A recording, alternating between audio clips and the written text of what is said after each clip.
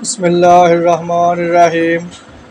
हदीस में इमाम अहमद, नसाई और इब्ने अबन हज़रत अबू ज़ारी की रिवायत नकल करते हैं कि नबी करीम सल्लल्लाहु अलैहि वसल्लम की खिदमत में हाजिर हुआ। आप मस्जिद में तशरीफ़ फरमाए थे।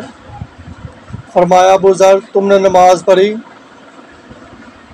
मैंने अर्ज़ किया, नहीं। फरमाया, उठो और नमाज पढ़ो। चनाचा मैंने नमाज पढ़ी और फिर आकर बैठ गया।